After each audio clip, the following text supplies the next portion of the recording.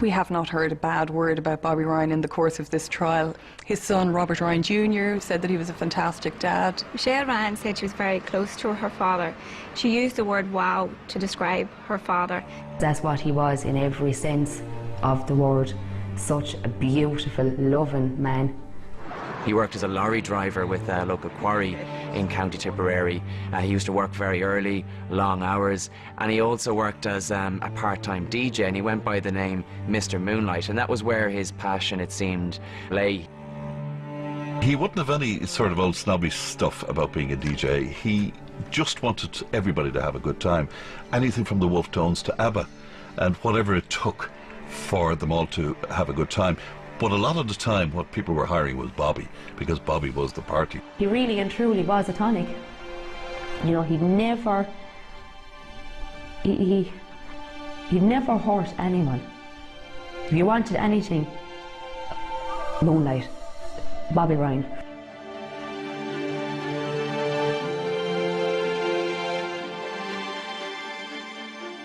So at 5:30, Bobby Ryan came home.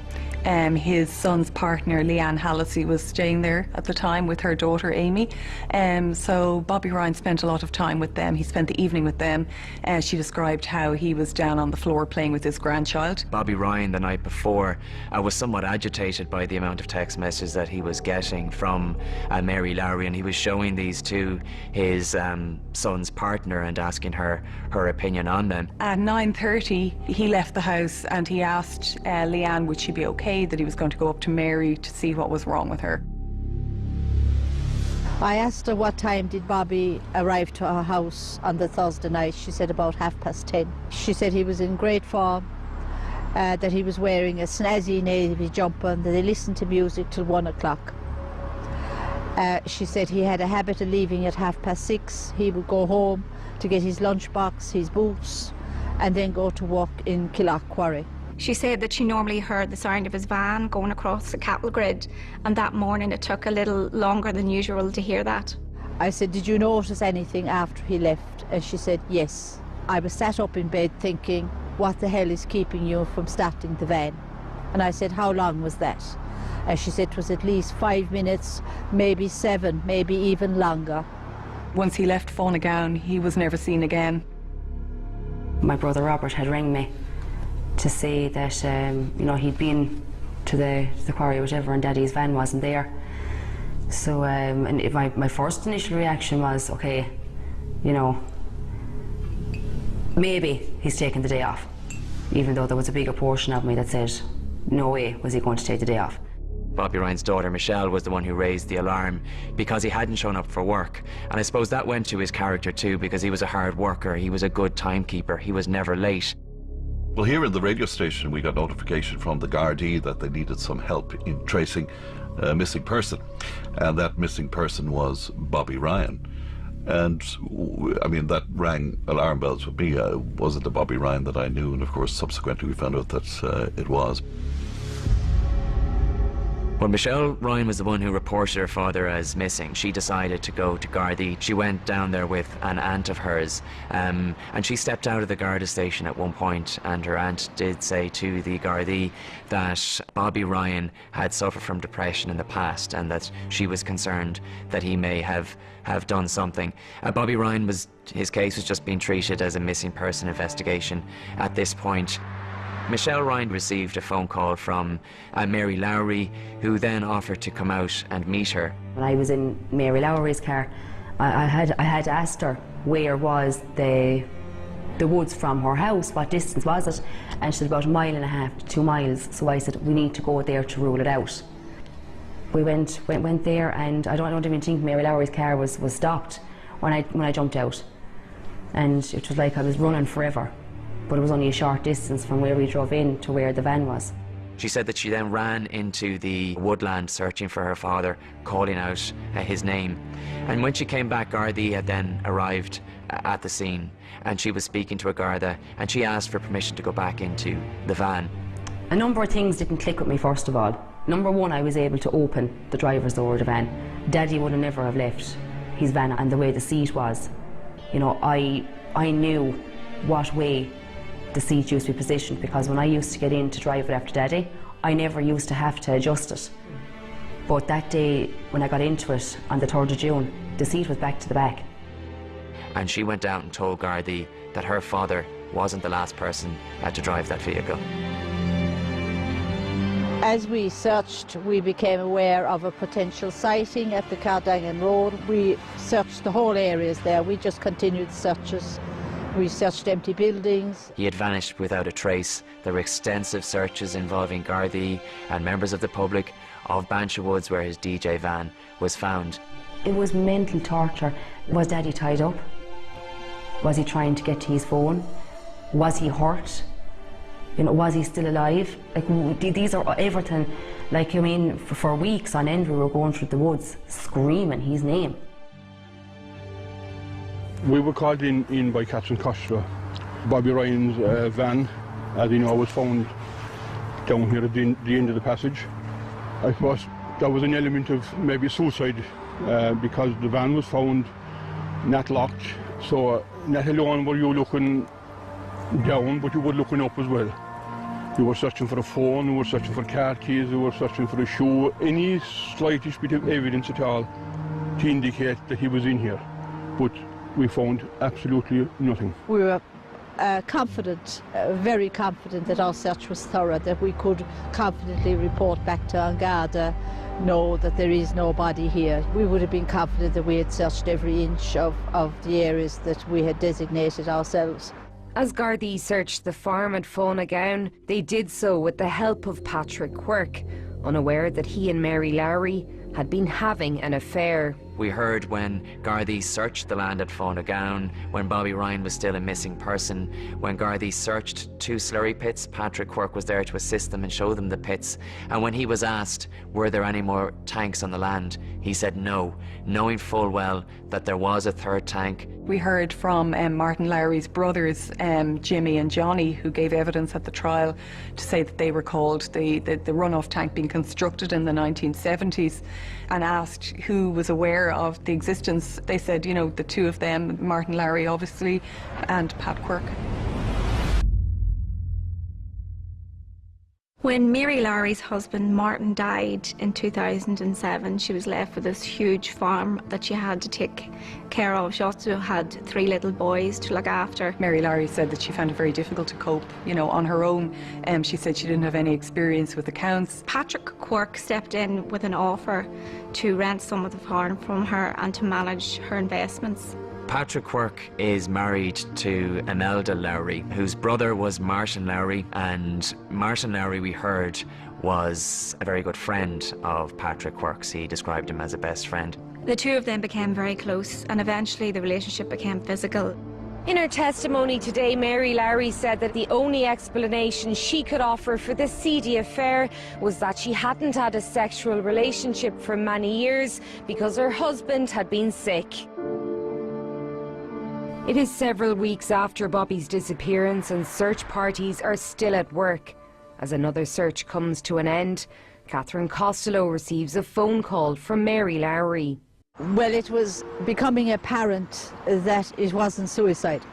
There was nobody in the area, and it was after one search. It was about 6:30 in the evening. We'd walked all day when Mary Lowry called me asking could she see me. I was actually in the garage at Banshee. A carload of people had walked all day, and when she pulled into the garage I got into her car, and she was very, very distressed to the point of hysteria. Days was now going into weeks and there was no sign of Bobby. So it was a very different Mary Lowry. She apologised, said, "I'm sorry I didn't tell you when I met you, but I had an affair with my brother-in-law, Pat Quirk." She was praying to her late husband for guidance. That's what she told me. She said the affair was wrong. She was having suspicions that what happened to Bobby could be foul play. Catherine Costello told her then at this point that she had to tell Gardaí about it because they were not aware of that piece of information. She balked about going to the guards. She said, how can I possibly walk into a counter and tell that to a guard? And when she realised that Mary Lowry hadn't in fact contacted Gardaí. She decided to do so herself, and she brought that information to Gardaí. I phoned back the following night. I said, you better get somebody round to see her as a matter of urgency. Tell the officer that's dealing with the case to go around and see her as a matter of urgency. If we were asked to search the farm, I have no doubt in my mind we wouldn't be here today. That body would have been found that day. In late 2010, the sordid affair between Mary Lowry and Patrick Quirke is beginning to take its toll. She had tried to end it a number of times, but she said he could be very controlling and manipulative. It began to fizzle out really because of guilt, I think. And then when she met Bobby Ryan, I think that was a kind of a way for her to, to finally kind of cut the cord between her and Pat Quirke. By his own admission, Patrick Quirke wasn't happy that the relationship had ended, and it wasn't an amicable split.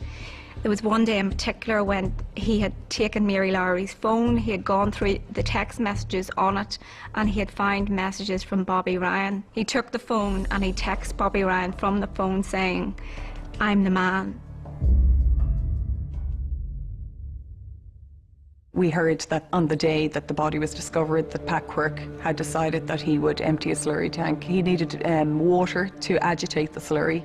Now, we did remember this runoff tank near the milking parlour, this disused milking parlour. Bobby Ryan's body was at the bottom of that pit. We heard that he was lying face down at the bottom of the tank, and his hands and his arms were by his side. His first instinct was to ring his wife, Imelda.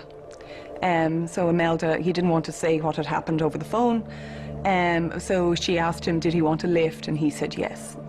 His wife then went up and he told her what he thought he had just found in the tank, and she looked in, and sure enough, she felt that she had just seen a body also. Gardaí were first alerted to the discovery of the body when Garda Tom Neville got a phone call from Imelda Quirke.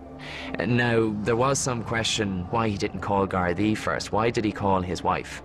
And he said that she just knew what to do in a crisis. He said he wasn't 100% sure it was a body, and he wanted to get an opinion. And when he did, he said that they contacted Gardaí. Inspector Parag Powell was the first officer to the scene, and in court he said when he got there, Imelda and Patrick were sitting on a wall on the property. He said that Patrick Quirke was extremely quiet, that he noticed he was very clean, that his hands were clean and his clothes were clean, and he was very clean for someone who's supposed to be working with slurry that day. I was actually collecting my son from school, and the phone rang and I answered it, and he said, Michelle, he said, there has been a body found on the Fawn Legowan farm. And I remember I heard nothing after that. I never even heard my son getting into the back of the car. I was just paralysed.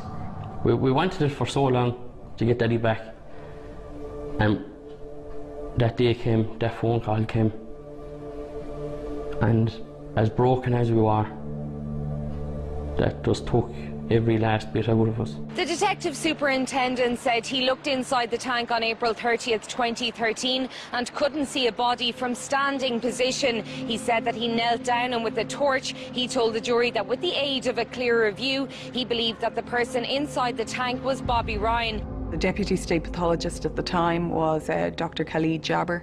When the Gardaí rang Dr. Jabber to ask him to attend the scene, he declined.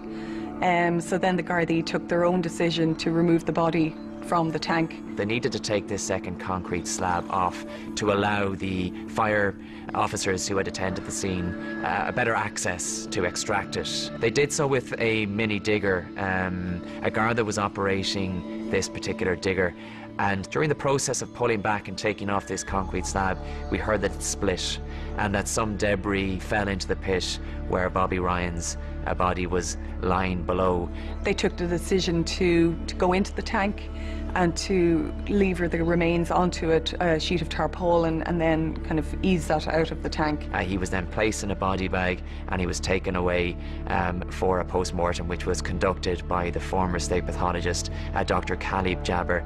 The body of Bobby Ryan was found less than 100 yards from the place he was last seen alive. This raised questions about the Gardaí's initial search and the handling of the missing persons inquiry. I mean, there was an element of shock to it, and particularly when people found out how close the site of the body was, to the house, and again speculation as to why that wasn't searched. When we get a phone call in relation with the search, there's one question we ask of the person that rings us: is there a PLS site, place last seen? Of course, everyone would like to start there. We weren't asked to search there. We were asked to eliminate the wood, and that's what we done. We don't know what level of searching was done. We can't question that because we don't know. We were brought to search the wood here on that day, so we did what we were asked to do. You know, the Gardaí did face a number of criticisms by the defence, the failure to find Bobby Ryan in the initial search of Faunagown. However, the Gardaí, you know, pointed out that they had relied on Pat Quirk, who had showed them around the farm, and they had relied on him to tell them of the existence of the tank. He told them there were 2 tanks on the farm. He didn't mention the other tank. If we were asked to search the farm, I have no doubt in my mind we wouldn't be here today. That body would have been found that day. I have no doubt in my mind that would be the case. Any working farm is generally easy enough to search. But obviously I presume a focus of yours would be to look for things that are hidden and to look for things that may not be there in plain sight, such as the runoff tank. Yes, exactly. Do you believe that that's something you as a farmer or other members of your group would have spotted? Yes, because any of us that are farming would be familiar with runoff tanks. If they had been allowed up, I do believe that myself and Robert wouldn't have had to wait the 22 months to have our father back. The discovery hit Robert particularly hard. On the day Bobby went missing, he had gone to the farm looking for his father. Thinking back, I won't say I was that close, but I was pretty close. I was, you know, I was just at the other side of that milking parlour, and you know, it haunts me to this day. Trying to go to sleep every night, and I'd be turning, tossing, screaming in bed, waving hands. Every time I close my eyes, I actually think I'm in that black hole, scraping on them walls to get out. Because that's when Daddy was found. That's what I thought. That's what Daddy was doing. He was just thrown in there hurt and left to starve and die. Now upgraded to a murder investigation, Gardaí once again turned to Patrick Quirk, this time looking into the man's personal life and his acrimonious split with Mary Lowry, which seemed to be turning into an obsession. We heard from his counsellor that he was very, very down about the breakup of his relationship with Mary Lowry. He wasn't sleeping. He had been prescribed medication, but that wasn't working. He was becoming quite, I think, obsessed and morose with the breakdown of the relationship, and he didn't seem to be able to get over that. And there was evidence heard during the trial as well about a letter that was sent in to an agony aunt who wrote for the Sunday Independent. The Dear Patricia letter painted him, I think, particularly in his own words, as a man who was not in control.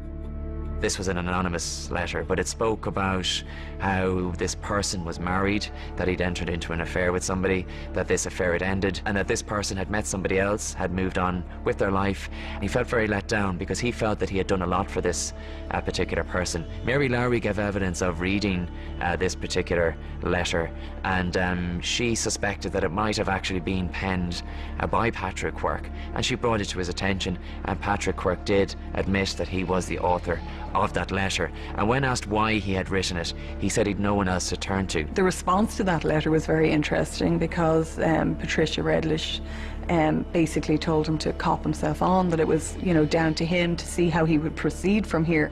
Jurors in the trial of Patrick Quirk have heard the accused told a social worker that Mary Lowry had lost the run of herself after her relationship with Bobby Ryan started. The phone call to Tusla was kind of a very definite sign that Pat Quirk was on the edge. So we heard from a former social worker, Deirdre Caverly, via a video link from Boston. She told us of a phone call she had received in February the 4th, 2011 from a man who identified himself as Pat Quirk, raising concerns about Mary Lowry and her treatment of her children.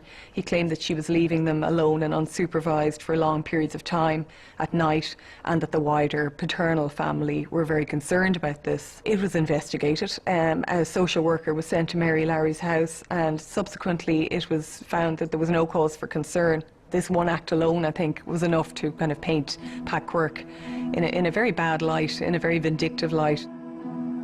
She spoke of having had a break-in, that the suspects had got in through a bathroom window.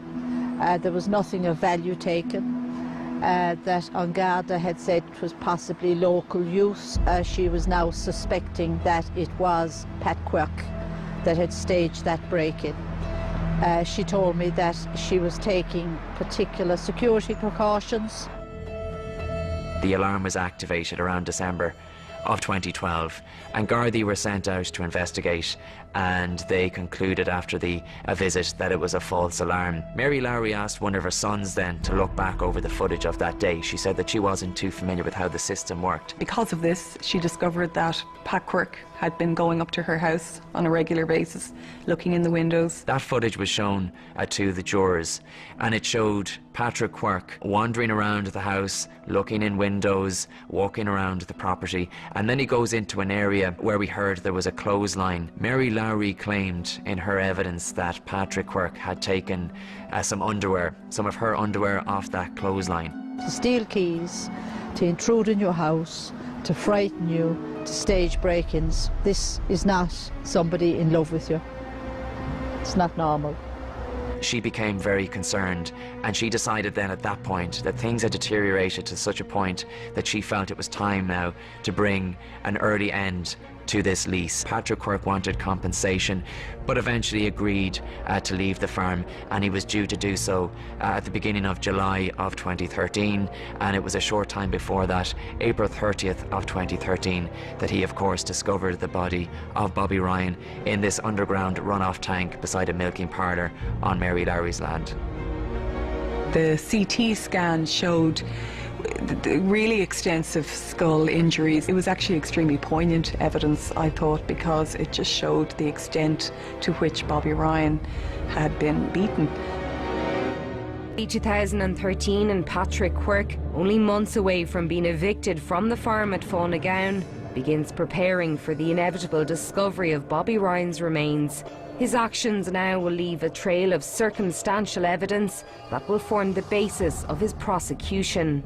And in 2017, following the seizure and search of a computer, Gardaí were confident they had sufficient evidence to charge Patrick Quirk with the murder of Bobby Ryan. I suppose an obstacle they had was that there was no direct link between Pat Quirk and Bobby Ryan.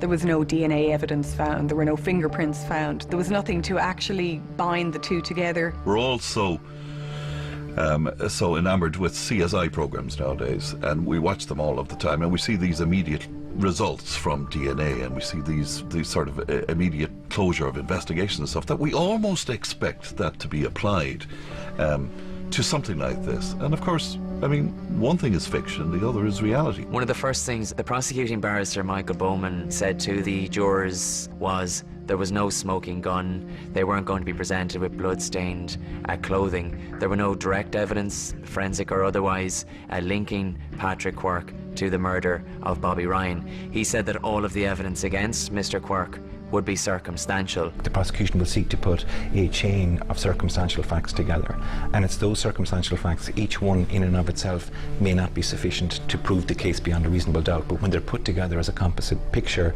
the argument that they're making is that there is only one possible outcome that the jury can come to, and that is that the accused party is guilty of the crime.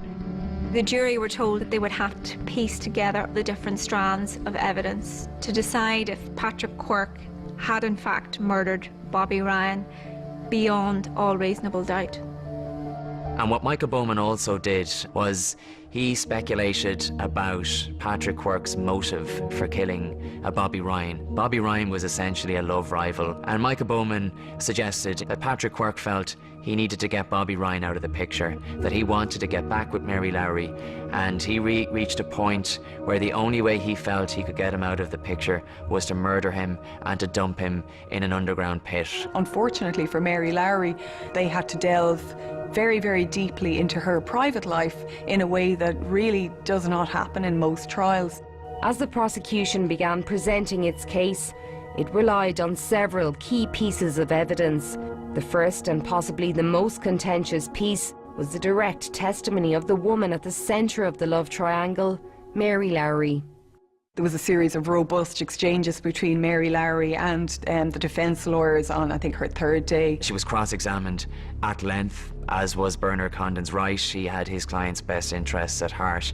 But he was plucking what he felt were inconsistencies, and he accused her of telling inconsistencies. They basically tried to discredit her, you know, kind of said that she was out to paint Pat Quirke in a bad light in any opportunity that she could have. There was a point where she was being asked whether or not she had rekindled her relationship with Patrick Quirke after Bobby Ryan had went missing, and she said no. She said that he used to pester her and pressure her, and he wanted to get back into a relationship with her, but she insisted that she didn't want anything to do with him. But she felt at one point that she was under such pressure that she did admit going away. They spent a night away in a hotel in Killiney in Dublin, and she said that she didn't remember an awful lot about it because she got very drunk. The only reason she went was so that he'd stop pestering her. She said they weren't intimate, absolutely not. When she was asked by Bernard Condon under cross-examination if they had been, she said that they hadn't. She said that she didn't spend any other weekend with Patrick Quirke after Bobby Ryan went missing, aside from that weekend that she spent with him at a hotel in Killiney. Bernard Condon pressed her further and asked her if she'd ever stayed at the Cliff House Hotel in Ardmore, County Waterford. She said no, that she didn't recall ever staying there. And then it was shown to her that there was a reservation made under the name of Patrick Quirke, but sent from an email address associated with Mary Lowry's name. When asked how could it be that there is a transaction to the Cliff House Hotel coming out of your bank account for the exact same amount for that stay around the same time, and she said that Patrick Quirke had access to her house, and she put forward the proposition that perhaps he would have accessed her computer, and Bernard Condon was quick to point out that that was a wild theory. In any other murder trial, a vital piece of evidence is the body of the victim. In this case, however, even with the discovery of Bobby Ryan's remains, the prosecution were faced with a significant challenge. On the day the body was discovered, a call was put in to the state pathologist to get a pathologist to the scene. Dr. Khalid Jabber wasn't able to attend. And he was invited to come and give evidence about the post-mortem that he carried out the day after Bobby Ryan's body was discovered, but he declined that invitation. I think it would have been beneficial for the pathologist to have visited the scene, seen the body in situ, and supervised the removal of the body from the concrete pit. And certainly that's what I would have wanted to have done if I had been involved in the case initially. If you don't go to the scene and you haven't assessed it, then if some other matter is raised, you may not be able to answer that. And I think there were issues that really couldn't be answered because of that failure of Dr. Jabber to attend. I think there is more that he could have done. Because of the limited examination, that then prevented me from perhaps being able to offer any further opinions, perhaps more conclusive evidence in relation to how the injuries were sustained. Superintendent O'Callaghan was present when Dr. Jabber carried out an autopsy on the body of Bobby Ryan on May 1st, 2013, the day after it was removed from the runoff tank. The pathologist found multiple injuries consistent with an accident, traffic collision or a serious assault. Dr. Khalid Jabber's report was subsequently reviewed by a number of pathologists, including Dr. Jack Crane, who's a former Northern Ireland state pathologist. Professor Crane reviewed Dr. Jabber's post-mortem report, and he agreed the cause of death was blunt force trauma. There's absolutely no doubt that he sustained very severe head injuries. There were very severe complex fractures of the skull and of the facial skeleton. Now, it was my view that the only tenable and credible explanation for those injuries was him having received a number of blows to the head from some form of blunt object. The difficulty was that because of the lapse of time, we weren't able to assess any surface injuries. There was no skin available for examination, which often gives you a clue as to what weapon or weapons might have been used. The evidence from the CT scan showed the really extensive skull injuries. It was actually extremely poignant evidence, I thought, because it just showed the extent to which Bobby Ryan had been beaten. However, the defence produced their own pathologist, who is the acting state pathologist for here, Dr. Michael Curtis. Jurors in the trial of Patrick Quirke have heard evidence from the deputy state pathologist who found the most likely cause of Bobby Ryan's death was due to a trauma from a vehicular impact. In his opinion, the mechanism of death was vehicular impact, or in other words, Mr. Ryan had been struck by a moving vehicle. If one is struck by a motor vehicle, maybe thrown into the air, thrown onto the ground, you will see a fracture or maybe a couple of fractures of the skull where the head impacts with the ground. To me, it's not credible that we have multiple skull fractures and fractures of the facial skeleton. That, to me, implies multiple impacts. And so that, in my view, rules out a simple vehicular collision. The pathologist was really tough now. That was something I don't want to ever sit through again. Having to listen to your dad's injuries. Day in, day out. You close your eyes for a second and hope you'll wake up and this is not happening to you. There was a big break, on his thigh bone. Was that the first one? Did he feel the rest? Like, we have no answers, and there's no way of anyone to tell us that he didn't feel it. He was gone before the rest happened. We don't know. Apart from the physical injuries found during the post-mortem, the body of Bobby Ryan yielded another significant piece of evidence.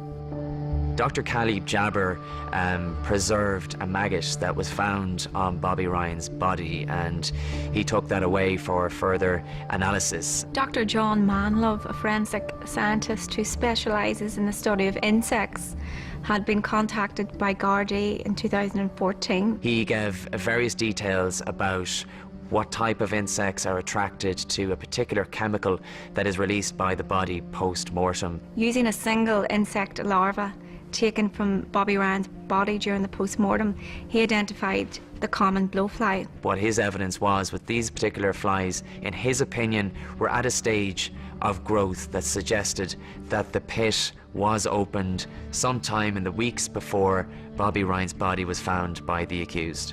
It was a really big day in court, and it was a really significant piece of evidence because it demonstrated to the jury that somebody had opened that tank prior to April 30th, 2013. It went hand in hand with the prosecution case that Mr. Quirke had staged the scene. But did Patrick Quirke have time to stage the scene? The testimony of another witness held the answer. We heard from Breda O'Dwyer, the AI technician.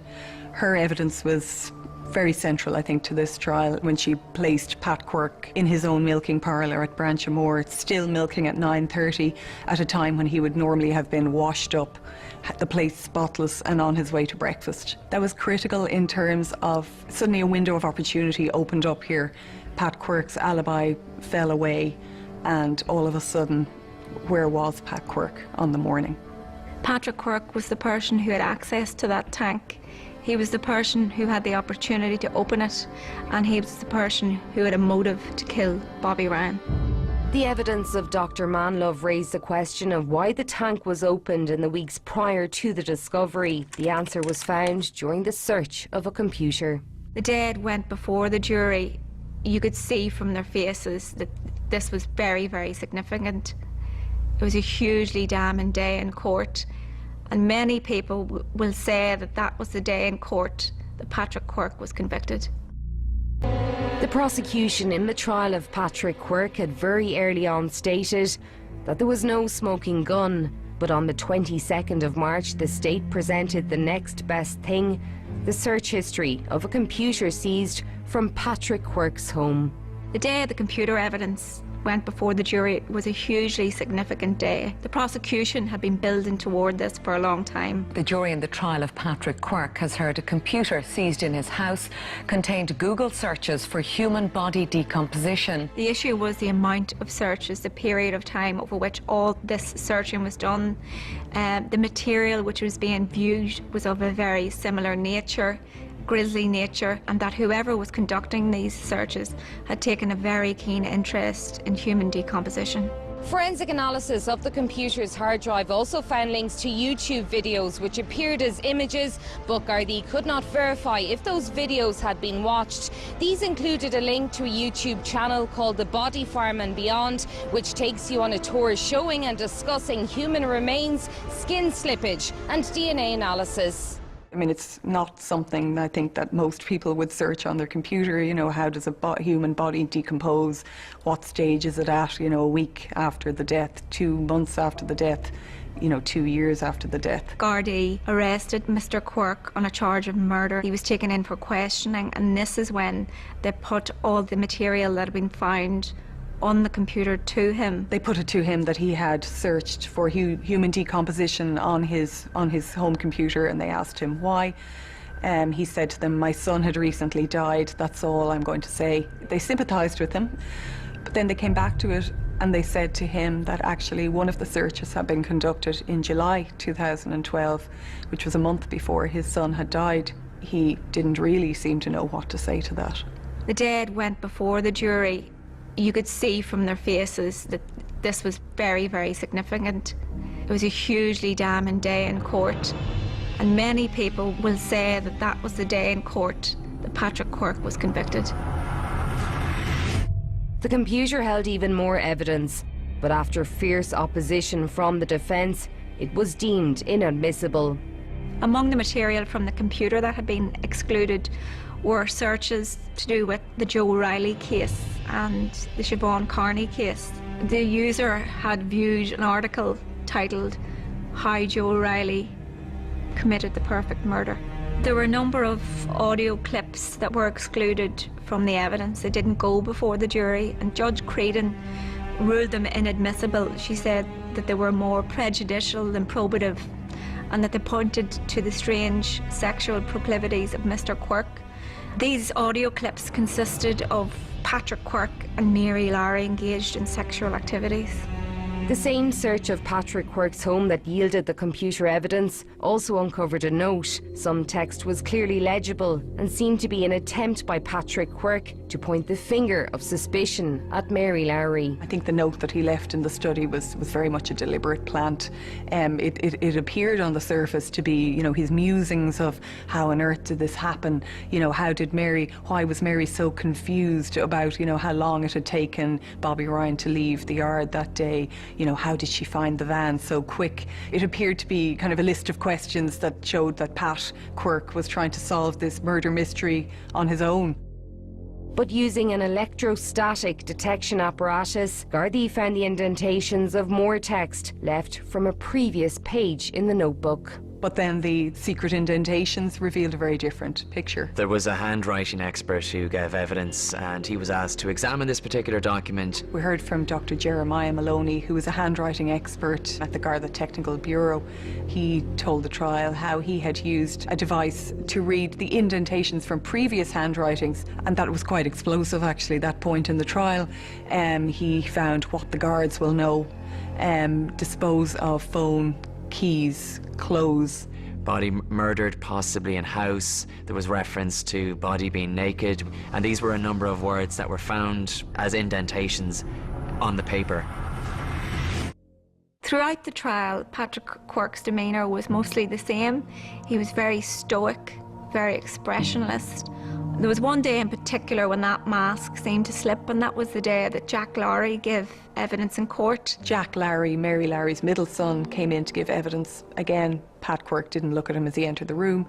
The prosecution asked Jack, you know, what he had made of Pat Quirk, and Jack Lowry said that he had no problem with Pat Quirk, and he painted this picture of how he had spent a lot of time with him on the farm with his son Alan, who had passed away tragically in the farm accident.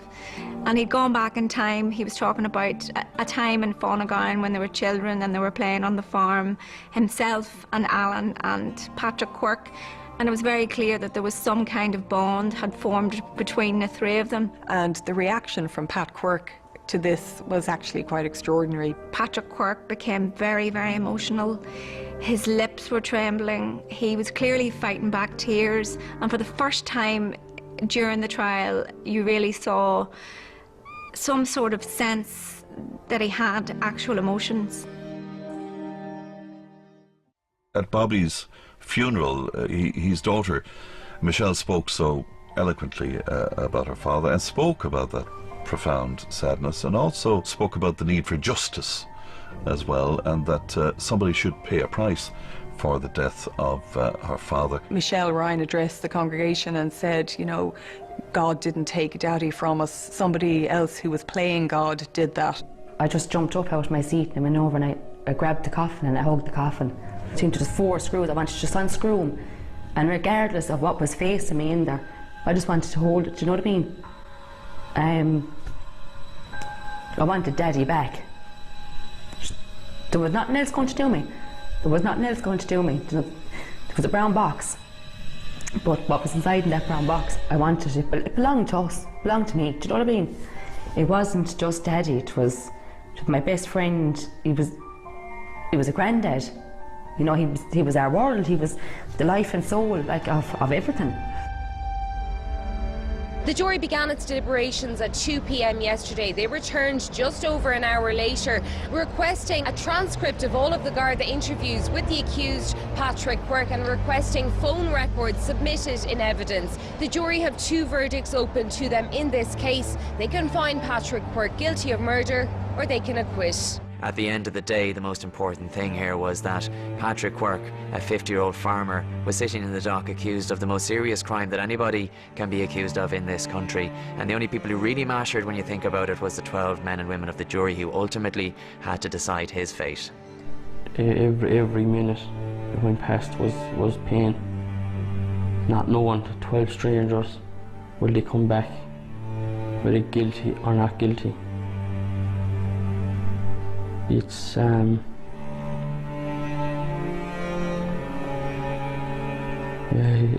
I never want to sit through again.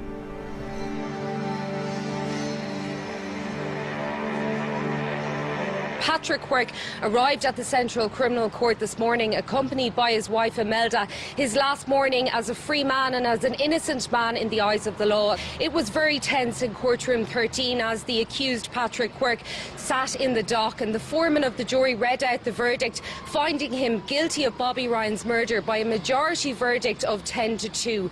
The Ryan family had their hands wrapped around one another, and they were emotional upon hearing this. We got justice for Daddy today. It will never bring him back, but we hope now that he is at rest. We would also like to thank the members of the public for all their continued support and kind words that they have given us throughout this ordeal and one of the hardest times of our life. There was a weight lifted. There was a weight lifted after getting that. But at the end of the day, Daddy's gone. I won't bring him back. He was one in a meal. Sorry. Our world is gone. You know, Patrick Quirke left us with nothing. We can't look forward to anything because the whole room could be full. But the one person that we want there, you know, isn't.